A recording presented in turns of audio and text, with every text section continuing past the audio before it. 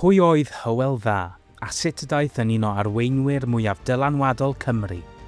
Ganwyd Hywel Dda ddiwedd y 9fed ganrif, yn fab i Cadell a Prodri Mawr, dechreuodd reoli'r deheubarth ar ddechrau'r 10fed ganrif o lys brenhinol ar yr un safle lle sefydlwyd Castell Dinefwr flynyddoedd yn ddiweddarach. Drwy briodas, diplomyddiaeth, gwleidyddiaeth ac weithiau drwy rym, llwyddodd i ymestyn ei ddylanwad dros rannau helaeth o Gymru.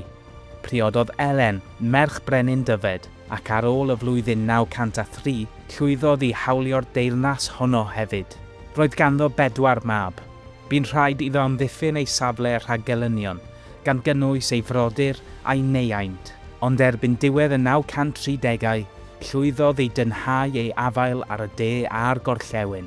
Ar ôl marwolaeth Idwal Foel Brenin Gwynedd yn y flwyddyn 942, meddiannodd y gogledd, gan ddod yn un o'r ychydig Gymru i reoli'r wlad bron yn gyfan gwbl. Ond mae Hywel Dda yn cael ei gofio am rhywbeth arall hefyd, sef llunio cyfreithiau canoloesol Cymru. Dywedir iddo alw ysgolheigion ynghyd yn hendi gwyn ar daf mwyn cofnodi'r hyn a elwir yn gyfraith Hywel.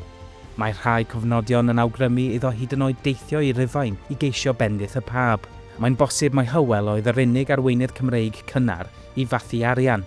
Mae un geiniog arian yn dal i fodoli hyd heddiw gyda'r arysgrif Hywel Rex arni.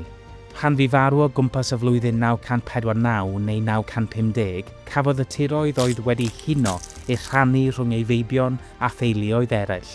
Ond parhaodd ei enw da, nid yn unig fel brenin dros rannau helaeth o'r wlad, ond fel symbol o gyfiawnder, trefn a hunaniaeth Gymreig. Dewch i ddarganfod y llefydd sy'n gysylltiedig â'i deyrnasiad, gan gynnwys canolfan Hywel Dda yn hendi gwyn ar daf a chastell Dinefwr Cadw.